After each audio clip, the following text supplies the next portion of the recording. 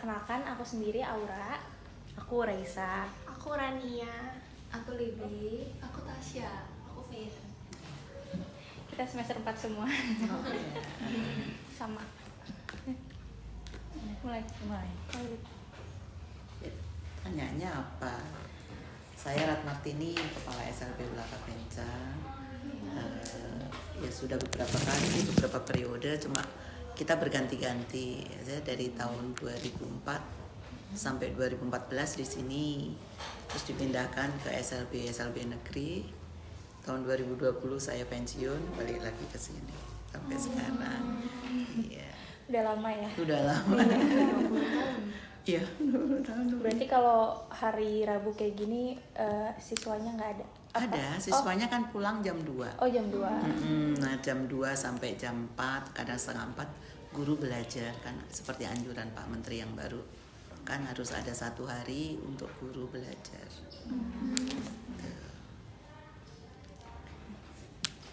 Yang pertama aku mau nanya latar belakang sama profil sekolah dulu kali ya Bu ya.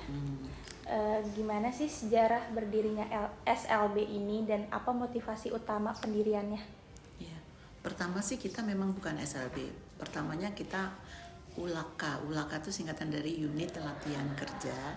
Penca itu singkatan dari penderita cacat. Kita berdiri tahun 1983, diresmikan tahun 1985. Nah, awalnya maksud tujuan dari pendidikan sekolah ini awalnya sebagai pusat latihan kerja untuk lulusan-lulusan SMA LB se-DKI.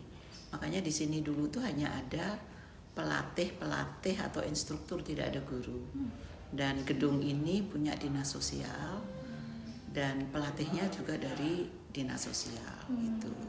Jadi awalnya menampung pelatihan, ada pelatihan pijat untuk tunanetra, pelatihan jahit untuk tunarungu, ada pelatihan membuat kayak korek api dan seterusnya untuk tunadaksa, ada memasak, ada pokoknya pelatihan keterampilan ada di sini, termasuk tenun, sablon gitu.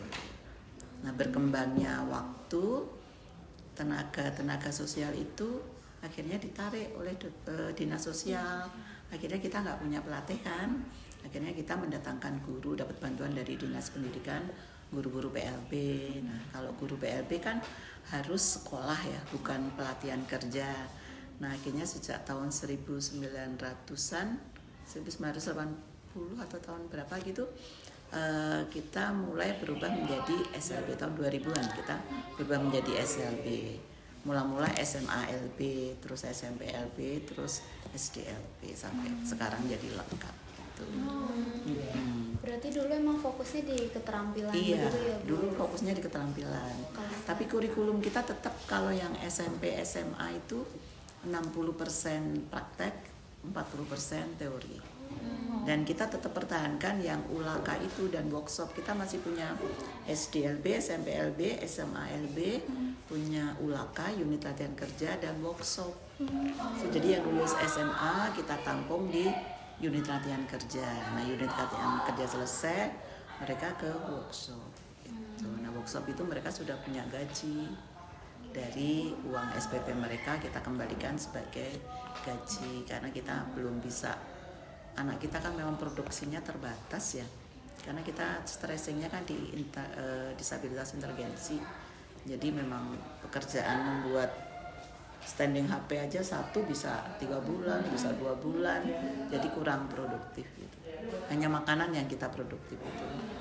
Jadi kayak cheese stick, kita kan punya kafe cuma udah tutup ya, jam 2 udah tutup ya. Nah, itu ada cheese stick, ada kue-kue, gitu, ada minuman, aneka macam minuman gitu, yang bisa tiap hari berputar gitu. Yang mananya? Kalau kan tadi berarti udah ada SD, SMP, SMA kan yang tadi bilang. Kalau boleh tahu emang siswa-siswinya berapa sih jumlahnya? Siswa SD itu sekitar 32. Itu SD ya Bu? 32. SMP itu hanya 11, SMA itu hanya 7, sisanya unit latihan kerja. Jadi kita ada 63. Itu total? Iya, total semuanya dari SD sampai workshop itu 63. Nggak banyak sih. dengan jumlah guru yang tetap itu ada 12. Jadi kalau guru karyawan semuanya ada 26, itu termasuk volunteer, terus guru ekstrakurikuler gitu. Tadi misalkan SD, SMP, SMA itu masih kelasnya dipisah ya masih? Sendiri-sendiri. Iya kan. Tapi kalau misalkan kebutuhannya mereka kebutuhan khususnya itu biasa ada kelas pisah juga atau semuanya sama? Ada, kita kebutuhan khususnya karena kita disabilitas inteligensi ya. Jadi kita ada kelas bina diri. Jadi dari SD sampai SMP itu ada namanya kelas bina diri. Jadi kalau anak kecil itu cara memakai sepatu, memakai baju, sikat gigi, mandi, nyisir gitu. Mereka ngancing baju gitu aja lama loh belajar. Bisa 3 bulan ngikat sepatu gitu. Itu untuk yang kecil. Kalau yang SMP sudah mulai ada keterampilan tapi sedikit. Nah SMA sudah namanya vokasional, keterampilan vokasional gitu, 70%. Jadi ya itu tadi, STEAM, keterampilan kita ada tata boga, ada sablon, ada keterampilan tangan gitu. Ada barista. Macam-macam banget ya. Ya, emang anak kita ditekankannya keterampilan sih. Kalau akademik anak kita sampai workshop pun banyak yang belum bisa baca. Dari 63 ini yang bisa baca paling 5 orang. Itu juga bisa baca, tapi yang dibaca apa nggak tahu artinya. Jadi hanya asal baca, nanti ditanya, kamu baca apa? Nggak tahu. Misalnya baca bahasa Indonesia ada judulnya gitu. Judulnya apa yang kamu baca tadi? Nggak tahu, lupa. Padahal baru aja dibaca gitu. Bu, aku izin bertanya. Boleh. Dari cuma sekitar 5 ya berarti yang bisa baca gitu. Terus kalau waktu lagi kegiatan belajar mengajar gitu bagaimana Bu? Kita kan layanannya individual ya. Jadi misalnya sekelas itu kan maksimal 5. Jadi misalnya kita ngajar matematika atau mengajar membaca. Jadi ada anak yang baru bisa menebalkan, ya udah dikasih tugas menebalkan dulu untuk latihan motorik. Ada anak yang sudah mengerti angka gitu, dikasih angka gitu. Ada anak yang hanya bisa nebarin garis lurus saja belum bisa. Kelas 1 SD aja belum bisa karena belum bisa duduk. Ada yang sudah bisa tambah-tambahan, ada yang sudah bisa bersusun ke bawah gitu. Jadi 5 anak tuh 5 tugas gitu. Jadi guru tuh kalau punya 5 anak berarti dia punya 5 worksheet gitu. Jadi sesuai kemampuan anak-anak. Sesuai anak-anak. Ada yang masih bergambar, ngitung gambar gitu. Ada yang sudah pakai angka gitu. Jadi memang beda-beda banget. Sampai ujian pun berbeda. Ini kebetulan bekasnya ujian SMP ya. SMP kan ada 2 anak. Iya, kalau ujian. Nah ini dibacakan, yang satu dibacakan. Ini yang nasar ya. Nasar ini masih dibacakan karena belum bisa baca. Terus optionnya hanya A, B, dan gambar gitu loh. Misalnya 3, misalnya bola 3 ditambah bola 2, berapa hasilnya? Anaknya suruh ngitung, angka 5 mana? Ini apa ini? Gitu. Jadi kayak anak kelas 1, memang kemampuan inteligensinya kayak anak kelas 1. Kita sesuaikan dengan hasil psikolog dia waktu masuk. Itu biasanya nggak berkembangnya nggak banyak sih. Kalau yang ini update sudah bisa baca sendiri, kita tinggal bimbing aja gitu. Jadi 2 anak tetap beda soalnya. Oh, berarti semua siswa tuh Beda-beda. Beda-beda. gitu ya. Beda-beda.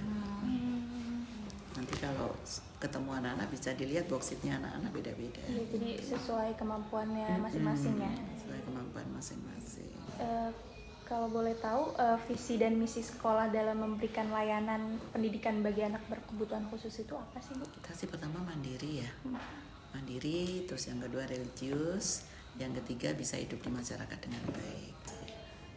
Kira-kira selain siswanya main-main di lingkungan sekolah kayak gini, ada nggak sih kayak ada acara di luar gitu, main-main di luar gitu? Sering kita minimal 1 semester tuh anak-anak 2 kali keluar ya. Pertama keluar untuk rekreasi yang dekat seperti ke Ragunan, ke Taman Mini, ke tim ya Taman Ismail juga lihat bintang ya, teropong bintang, atau ke museum itu pertama. Lalu yang kedua 1 semester itu anak-anak tuh diajak ke yang masyarakat sosial yang ramai kayak ke mall, belanja ke Perindo, ke gitu-gitu, ke pasar yang ya yang bersih lah, agak bersih gitu ya. Gitu. Iya. Kadang kalau kita ada yang mengundang, kadang-kadang kan kita ada undangan ke hotel gitu ya, anak-anak ya dilatih table manner gitu. Pernah sih kita latihan table manner, gimana cara makan yang benar gitu ya, versi hotel gitu. Keren banget. Iya. Tapi kalau misalkan lagi ada aktivitas di luar gitu, cara berkomunikasinya, misalkan kayak ketemu orang lain gitu, Anak kita sih komunikasinya bagus. bagus ya? Justru mereka welcome sama semua orang. Mereka kadang-kadang semua laki perempuan dia peluk aja gitu. Tapi kalau yang sudah dewasa kita tekankan, kalau bukan muhrim tidak boleh. Tidak boleh. Gitu. Pokoknya tidak boleh, kalau bukan sama tidak boleh. Tapi ya anak-anak suka lupa aja main peluk gitu. Apalagi anak-anak yang DS ya. Yang anak DS itu kan welcome banget kalau sama orang. Dari jauh tuh udah lari, kakak, udah peluk gitu. Anak kita welcome semua sih. Terus juga kira-kira ada nggak sih Bu kendala kayak apa ya, kayak yang dihadapin ketersediaan atau kayak pemeliharaan fasilitas sekolah gitu, kayak kendala? Kalau kita kan memang sekolah ini masih di bawah pengawasan Dinsos ya. Karena kita ini kan gedungnya punya Dinsos, cuma Dinsos tuh nggak memberikan apa-apa gitu loh, hanya menyewakan gedung gitu. Sih pas kita masuk sekolahnya lumayan gede ya. Iya sih. Iya gede banget. Nah, OB ini. kita nih kebanyakan termasuk yang ini tadi tuh alumni. Jadi alumni kita angkat sebagai karyawan.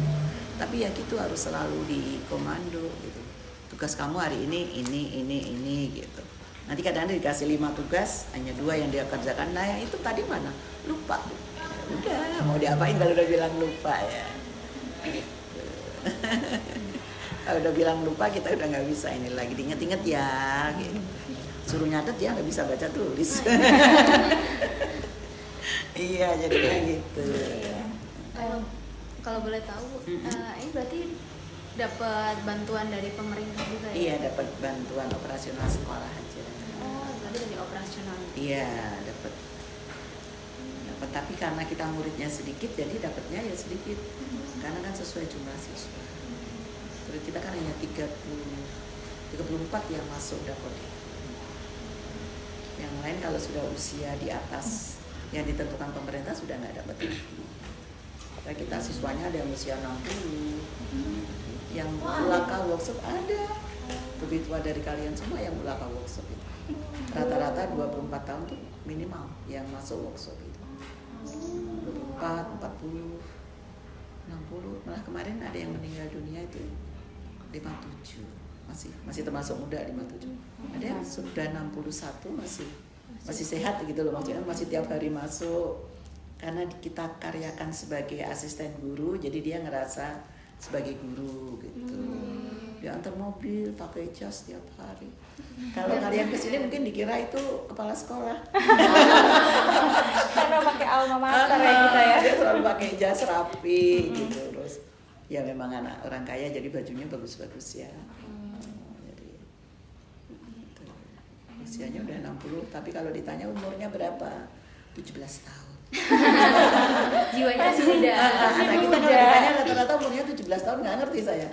Rata-rata umurnya berapa? 17 Bu, rata-rata. Padahal udah jelas lilinnya 34, 37, tapi dia bilangnya 17.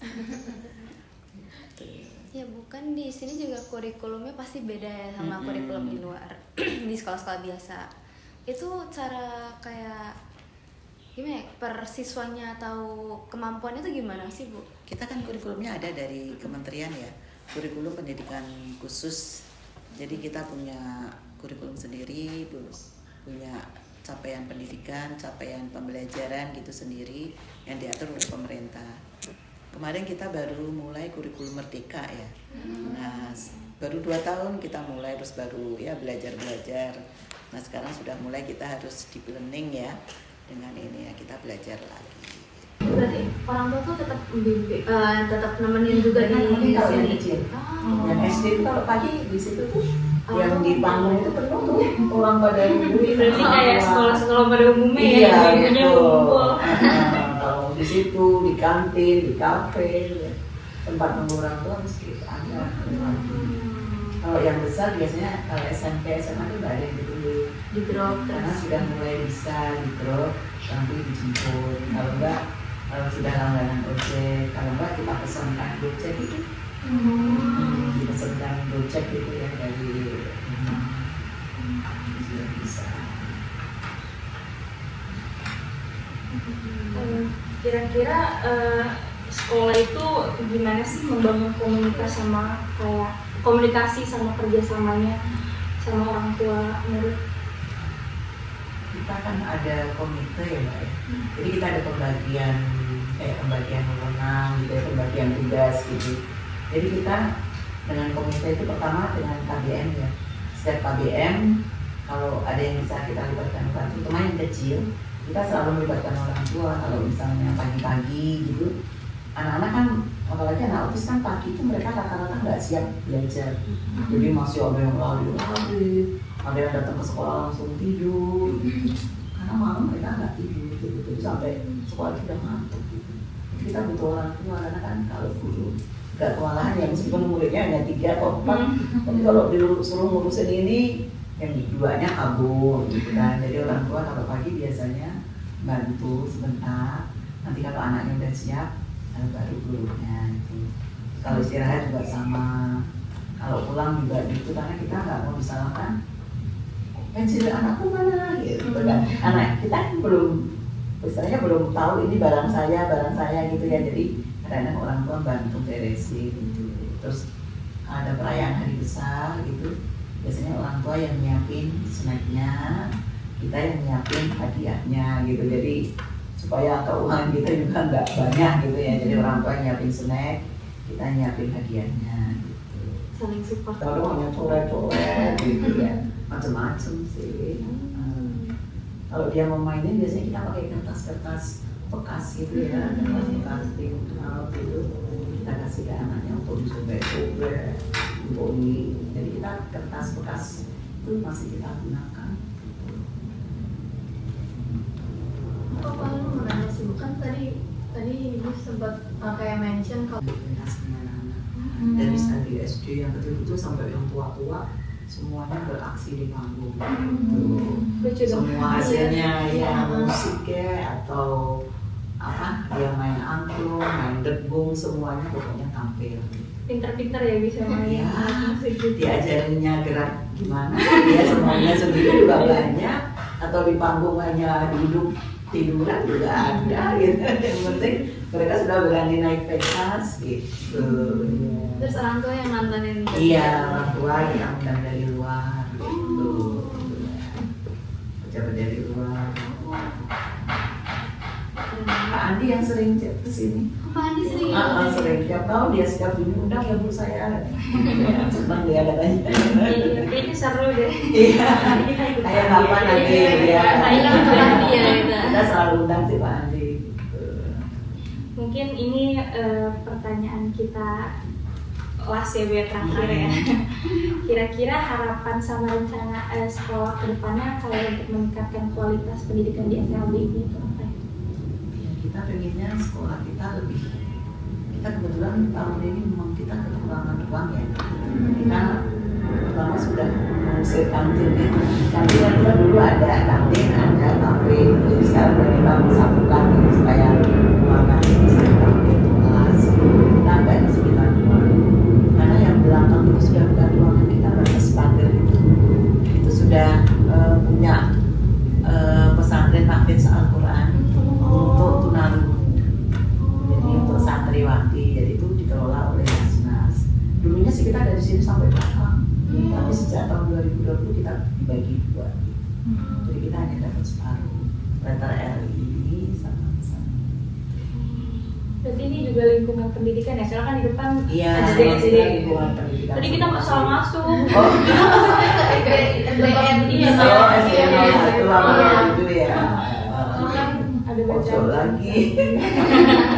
Mentok sih kita. Iya. Dulu memang kita komplek ini nggak ada pagernya.